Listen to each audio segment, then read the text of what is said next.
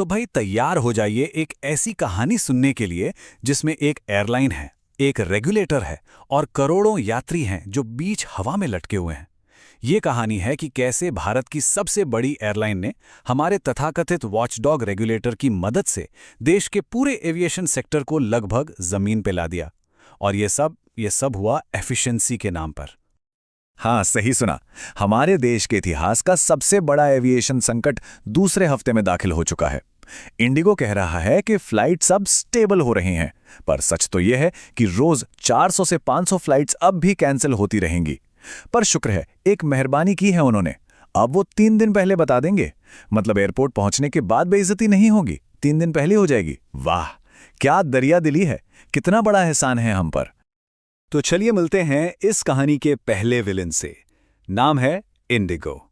देश की सबसे बड़ी, सबसे पंक्चुअल और सबसे सुपर एफिशिएंट एयरलाइन। इतनी एफिशिएंट, भाई इतनी एफिशिएंट कि उसने पूरे देश के एयर ट्रैवल सिस्टम को कुछ ही दिनों में बड़े एफिशिएंट तरीके से ठप कर दिया। और पता है सबसे हैरान करने वाली बात क्या है कि ये सब कितनी तेजी से हुआ, मतलब पलक झपकते ही। जरा देखिए, 2 दिसंबर की रात को एक छोटा सा मामूली सा टेक्निकल ग्लिच, 3 दिसंबर को 70 फ्लाइट्स कैंसिल, 4 दिसंबर तक ये नंबर 300 पार और 5 दिसंबर को बूम, 1000 से ज्यादा फ्लाइट्स जमीन पर। ये कोई क्राइसिस नहीं था बॉस, ये तो फ्री फॉल था, एकदम सीधा नीचे। तो सवाल उठता है कि इंडिगो की इस महान सफलता का राज क्या था?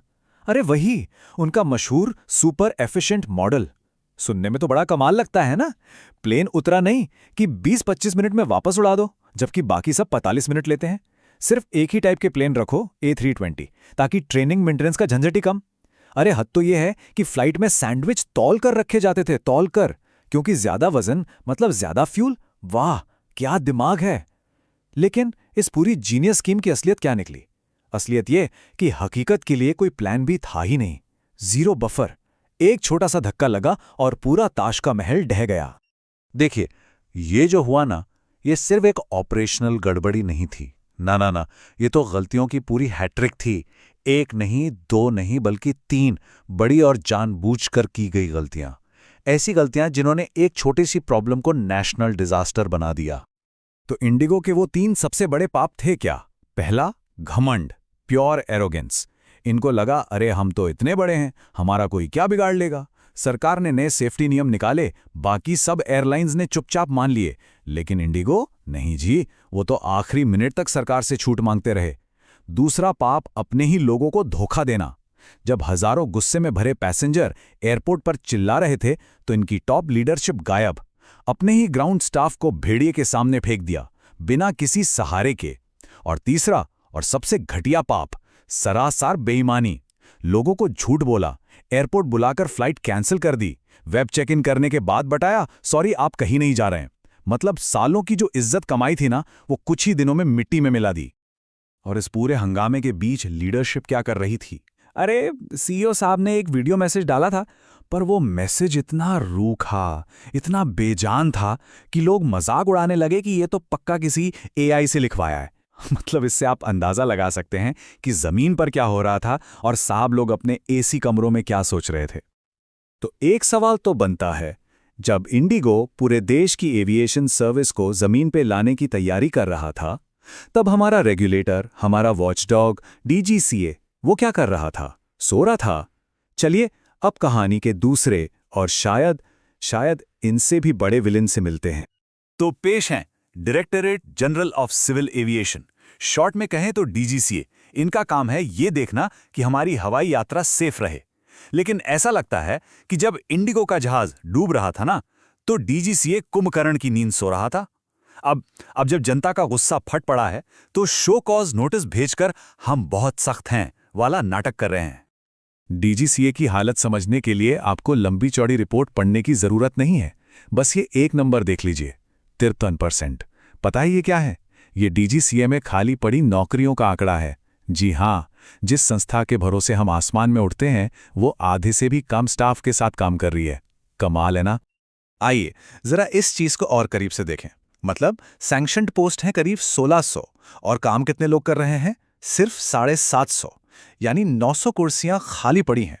लेकिन असली प्रॉब्लम तो इससे भी बड़ी है। लीडरशिप। जो टॉप पर लोग बैठे हैं उनका एविएशन से दूर दूर तक कोई लेना देना नहीं है। वो है करियर ब्यूरोक्रेट्स, मतलब अपने बाबू लोग। Retired air marshal Sanjeev Kapoor तो साफ कहते हैं कि इनमें से कईयों ने तो प्लेन का कॉकपिट तक नहीं देखा होगा, लेकिन पॉलिसी सारी यही बना रहे हैं। खैर, अमृतकाल में सब चंगा सी।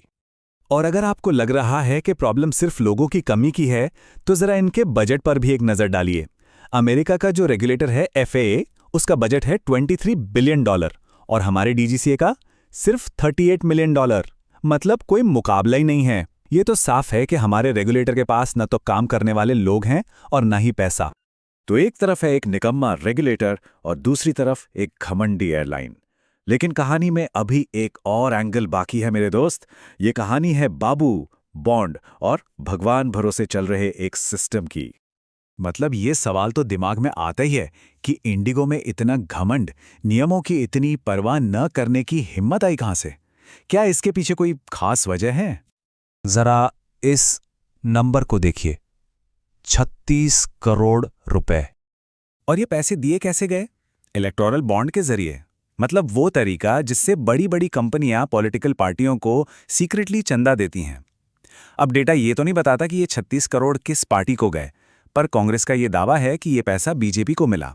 और शायद, मैं कह रहा हूं शायद, यही वो वजह है कि सरकार ने इतने महीनों तक इंडिगो पर कोई एक्शन नहीं लिया। तो भाई, इतना सब रायता फैलने के बाद अब आगे क्या? क्या कुछ बदलेगा या सब ऐसे ही चलता रहेगा? चलिए जरा उन सुधारों पर नजर डालते हैं जो होने तो चाहिए पर शायद कभी होंगे नहीं। देखिए, इसका सोल्यूशन कोई रॉकेट साइंस नहीं है, बहुत सीधा साधा है। पहली चीज, एयरलाइंस के लिए रिसोर्स मैपिंग कंपलसरी कर दो। दूसरी, DGCA को इन बाबुओं के चंगुल से निकालकर एक आजाद अथॉरिटी बनाओ ताकि वो एक्सपर्ट्स को हायर कर सके। तीसरी, पैसेंजर्स के लिए एक एविएशन ऑम्बड्समैन बनाओ जिसके पास सच में पावर हो जुर्माना लगाने की। और सबसे जरूरी, जवाबदेही तय करो। सीधी सी बात है, मंत्री जी और इंडिगो की CEO दोनों को इस्तीफा देना चाहिए। लेकिन हम सबको पता है ये सब बातें सिर्फ सुनने में ही अच्छी लगती है ना। असल में किसका ध्यान कहां है, यह स्लाइड बिल्कुल आईने की तरह साफ कर देती है। हमारी सरकार संसद में वंदे मातरम पर बहस करने में बिजी है। इंडिगो के CEO साहब अपनी ही पीठ थपथपा रहे हैं कि देखो, हमने फ्लाइट्स वापस टाइम पर कर दी। और हम लोग, अरे हम 2 दिन में सब भूल जाएंगे और अगली टिकट बुक करने लगेंगे। तो फिर असली सुधारों का क्या? वो 0% पर ही अटके रहेंगे। तो आखिर में हम कहाँ आके खड़े हैं? निचोड़ क्या है इस पूरी कहानी का? निचोड़ ये है कि पायलट्स पर प्रेशर बना रहेगा, क्रू मेंबर्स पिसते रहेंगे और हम और आप बस यही दुआ करते रहेंगे कि अगली बार जब हम प्लेन में बैठें तो वो सही सलामत लैंड कर जाए। क्योंकि सिस्टम में तो आप जानते ही हैं, सब चंगा सी।